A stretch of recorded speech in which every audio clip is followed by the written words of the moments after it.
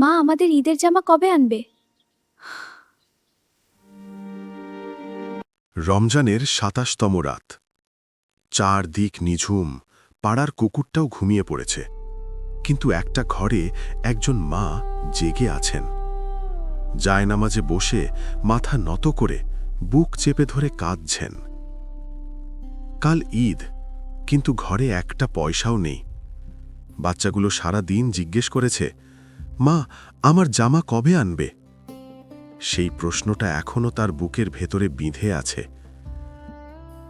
এই গল্পটা শেষ পর্যন্ত না শুনলে জানতেই পারবেন না সেই রাতের কান্নার কি জবাব দিয়েছিলেন আল্লাহ। আসসালামু আলাইকুম ওয়ারহমতুল্লাহি ওয়াবারাকাতুহু। আশা করি মহান আল্লাহর রহমতে আপনারা সবাই ভালো আছেন, সুস্থ আছেন। আপনাদের প্রিয় চ্যানেল ইসলাম ইজ মাই লাইফে আপনাকে স্বাগতম। আজকে আমরা নিয়ে এসেছি এমন একটা গল্প যা শুনলে আপনার চোখ ভিজে যাবে, বুকটা ভারী হয়ে আসবে, আর শেষে মনে হবে আল্লাহ সত্যি কখনো ভোলেন না। যদি এখনো আমাদের চ্যানেল সাবস্ক্রাইব না করে থাকেন, এখনই করুন, বেল আইকন চাপুন, কারণ এই রকম ঈমান জাগানো গল্প আর কোথাও পাবেন না। আচ্ছা বলুন তো, আপনি এই মুহূর্তে কোথায় থেকে দেখছেন? বাংলাদেশ, ভারত, মধ্যপ্রাচ্য নাকি পৃথিবীর অন্য কোনো কোণ থেকে? কমেন্টে জানান। তাহলে চলুন শুরু করি। এই গল্পটা একদম শেষ পর্যন্ত না দেখলে আপনি বুঝতেই পারবেন না একজন মায়ের রাতের কান্না কিভাবে ভোরের আলোয় পরিণত হয়। রমজানের ১৫তম দিনের কথা দিয়ে শুরু করি। বাংলাদেশের একটা ছোট্ট গ্রাম, নাম বকুলতলা। গ্রামের শেষ মাথায় একটা ছোট্ট টিনের ঘর। ঘরের সামনে একটা পুরনো কদম গাছ। গাছের নিচে সন্ধ্যায় বাচ্চারা খেলত, কিন্তু আজকাল আর সেই হাসির শব্দ নেই ততটা। সেই ঘরে থাকেন নাসিমা বেগম, বয়স ৩৮, কিন্তু চেহারা দেখলে বুঝবেন জীবন তাকে বয়সের আগেই বুড়িয়ে দিয়েছে। স্বামী রফিক সাহেব মারা গেছেন ২ বছর হল, হঠাৎ স্ট্রোকে। কোনো আগাম কথা নেই, কোনো প্রস্তুতি নেই, শুধু রেখে গেছেন ৩টে সন্তান। বড় ছেলে আরিফ ১০ বছর, মেয়ে তাহমিনা ৭ বছর, আর ছোট্ট ছেলে জুনায়েদ মাত্র ৪ বছর। নাসিমা বেগম এখন একাই সব সামলান। কখনো মানুষের বাড়িতে কাজ, কখনো সেলাইয়ের কাজ, কখনো পাড়ার দোকানে বাকিতে চাল ডাল নিয়ে সংসার চালান। কিন্তু এই রমজান মাসটা বড় কঠিন গেল। কাজ ছিল না তেমন, সেলাইয়ের অর্ডার ছিল না, আর পাড়ার দোকানদার আব্দুল ভাইও একদিন বললেন, নাসিমা ভাবি, আর বাকি দেওয়ান যাইতাছে না, আগেরটাই এখনো শোধ হয় নাই। নাসিমা বেগম মাথা নত করে বাড়ি ফিরেছিলেন সেদিন। রমজান যত এগিয়ে আসছিল, ঈদের দিন তত কাছে আসছিল, আর সেই সাথে বাড়ছিল তার বুকের ভার। রমজানের ২০তম দিন। তাহমিনা এসে মায়ের আঁচল ধরে বলল, মা, ঈদে আমার একটা গোলাপি জামা দিবা? সব বান্ধবীরা নতুন জামা পাইব। নাসিমা বেগম মেয়ের মাথায় হাত বুলিয়ে বললেন, দেব মা, ইনশাল্লাহ দেব।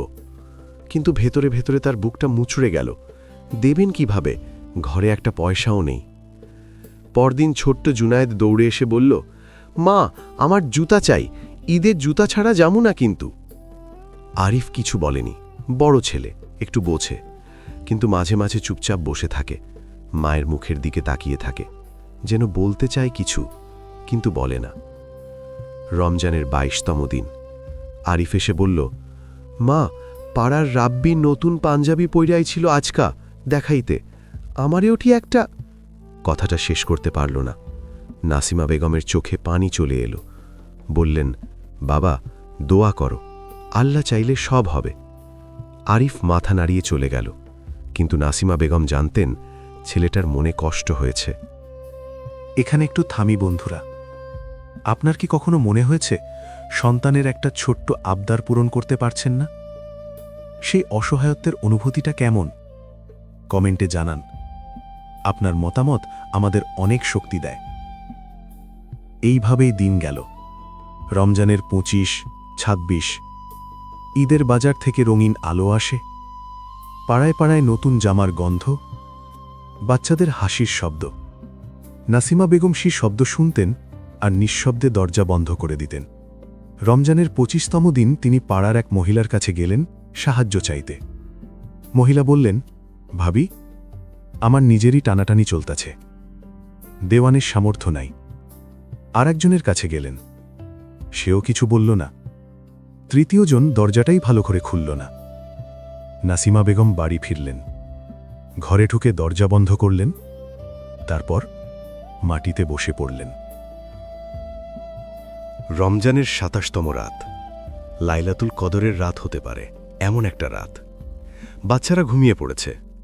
আরিফ একপাশে, তাহমিনা, জুনায়েদ একসাথে কোলাকুলি করে ঘুমাচ্ছে।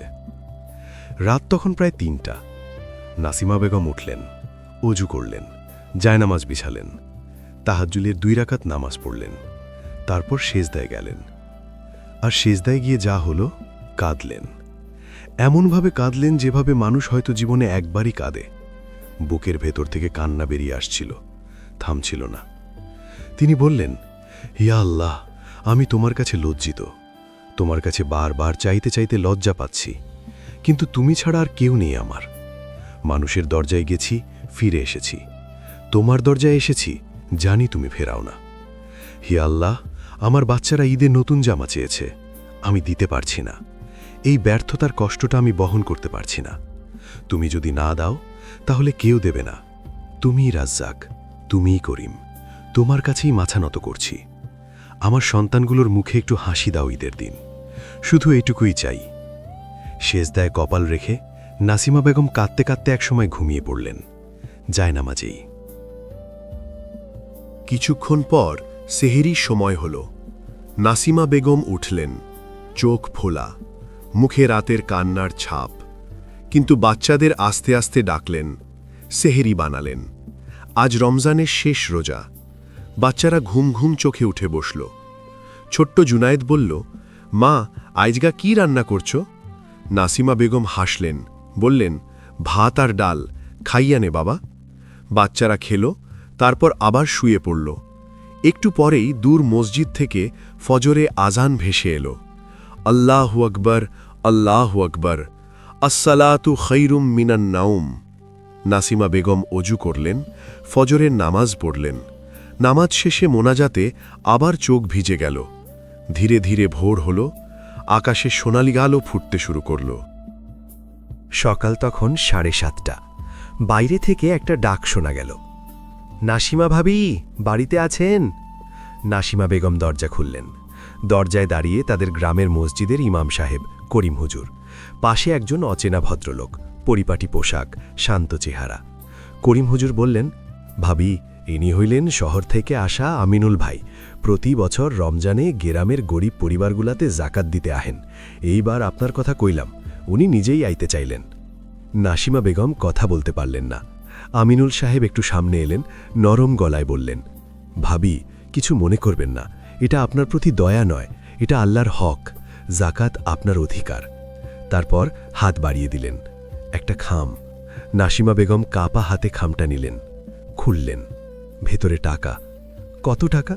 তিনি গুনলেন না তখন, শুধু হাতে নিয়ে ঠায় দাঁড়িয়ে রইলেন।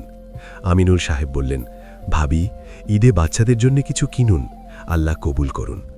নাসিমা বেগমের চোখ দিয়ে পানি নামছিল। তিনি শুধু বললেন, আল্লাহ আপনাকে দুনিয়া আখিরাতে উত্তম প্রতিদান দিন।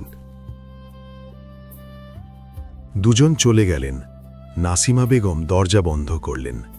টাকাটা গুনলেন, 15,000 টাকা। তিনি হাত তুললেন আকাশের দিকে, বললেন, আল্লাহু আকবার। রাতের সেই সেজদার কথা মনে পড়ল, সেজদায় বলা প্রতিটা কথা মনে পড়ল। আর তখন বুঝলেন, আল্লাহ সেই রাতেই শুনেছিলেন এবং জবাব ঠিক করে রেখেছিলেন সেই বিকেলে। নাসিমা বেগম 3টে বাচ্চাকে নিয়ে বাজারে গেলেন। তাহমিনার জন্যে গোলাপি জামা, জুনায়েদের জন্যে নতুন জুতা আর পাঞ্জাবি, আর আরিফের জন্যে সাদা পাঞ্জাবি আর টুপি। বাজার থেকে বের হওয়ার সময় 3টে বাচ্চার মুখে যে হাসি ছিল, সেই হাসি দেখে নাসিমা বেগম আবার কাঁদলেন।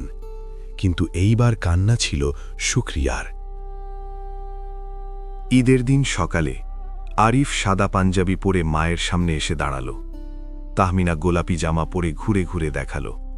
জুনায়েদ নতুন জুতা পরে লাফিয়ে লাফিয়ে বলল, মা, দেখো, দেখো জুতা কেমন চকচক করতাছে। নাসিমা বেগম 3টে বাচ্চাকে একসাথে জড়িয়ে ধরলেন, কাঁদলেন। বাচ্চারা বুঝল না কেন মা কাঁদছেন। আরিফ বলল, মা কাঁদতাছো কেন? ঈদের দিনে কেউ কাঁদে নাকি? নাসিমা বেগম মুখ তুললেন, হাসলেন, বললেন, আনন্দে কাঁদছি বাবা, আনন্দে। বন্ধুরা, এই গল্পটা আমাকে বারবার মনে করিয়ে দেয় আল্লাহ তাআলা বলেছেন, আমি বান্দার ধারণা অনুযায়ী তার সাথে আছি। সে যখন আমাকে ডাকে আমি সাড়া দিই। নাসিমা বেগম সেই রাতে বিশ্বাস রেখেছিলেন, আর আল্লাহ তার বিশ্বাসের পুরস্কার দিয়েছিলেন। আপনার জীবনে কি কখনো এমন মিরাকল হয়েছে যখন মনে হয়েছিল আর পথ নেই, আর তখনই আল্লাহ সাহায্য এসেছে? কমেন্টে সেই গল্পটা লিখুন। আপনার গল্প হয়তো অন্য কারো ঈমানকে শক্তিশালী করবে। বন্ধুরা, আজকের এই গল্পটা যদি আপনার মনে ছুঁয়ে গিয়ে থাকে, তাহলে এখনই একটা লাইক দিন, সাবস্ক্রাইব করুন এখনই, বেল আইকন চাপুন, কারণ পরের ভিডিওতে এমন আর একটা গল্প আসছে যা শুনলে আপনি বলবেন, এই চ্যানেলটা আমি আগে কেন খুঁজে পাইনি। আল্লাহ আপনাদের সকলের ঈদ কবুল করুন, আপনার সন্তানদের মুখে হাসি রাখুন, আপনার পরিবারে বরকত দিন, আর যারা নাসিমা বেগমের মতো কষ্টে আছেন, আল্লাহ তাদের কষ্ট দূর করুন। আমিন আমিন ইয়া রাব্বাল আলামিন। আসসালামু আলাইকুম ওয়া রাহমাতুল্লাহ।